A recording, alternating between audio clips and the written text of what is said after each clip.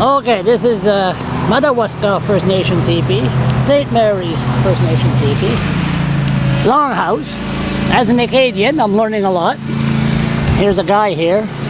What's your name? Kyle Sacobie. Carl. And Kyle. Okay, French accent. It's all right. I'll get it right. Don't worry. Are you from St. Mary's? St. Mary's First Nation. Listen, educate me. How do you start a sacred fire? First of all, you give an offering to the land. You give thanks to the trees, and you pray to the four directions.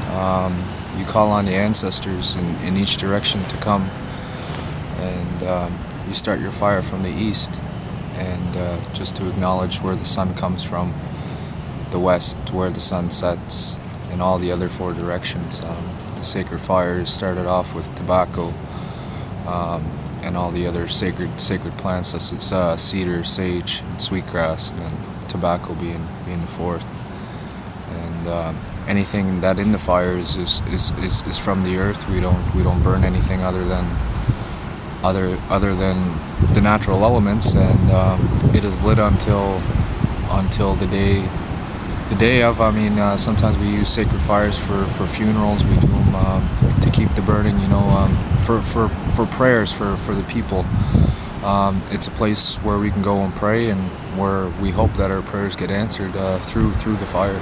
Now, you don't use a big lighter to start a fire. No. How do you start it? Well, we use matches, but I mean, a long time ago, of course, we would have used just flintstone and spark. But today we're a little more modern. Modernized.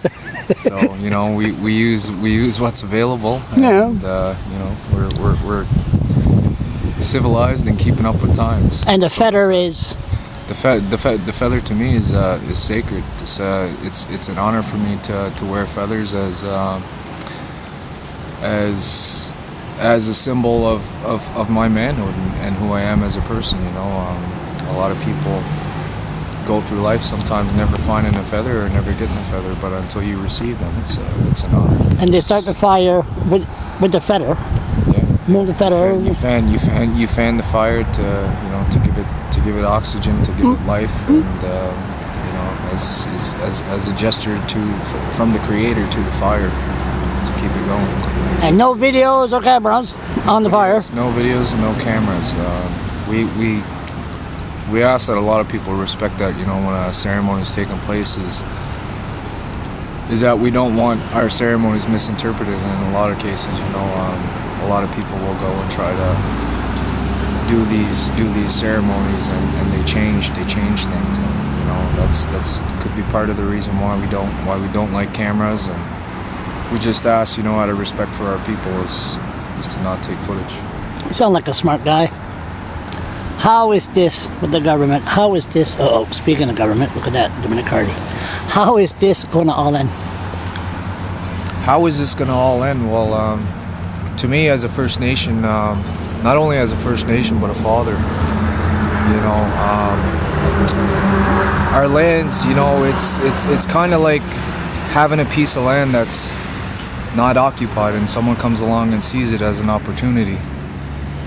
And it is not just First Nations land, but Canada in general. It's their land, and it shouldn't be bought off. And this is our way of, if there's anyone who has a saying on what's going to take place and what they think is going to happen, this is an opportunity for First Nations people to come together, talk about their concerns, their opinion, what do they think should happen. They want to find peace. Think we're going to settle peace. This? We want some kind of. We want to know, what the intentions are. What's going to happen. Do you know who just walked in there? No. No, that's the leader of the NDP, Dominic Hardy. Here is should be interesting. But politicians that's what we want. They walk in there, then they talk, right? Listen. Keep up good work. Thank you. You're doing good. Thank you.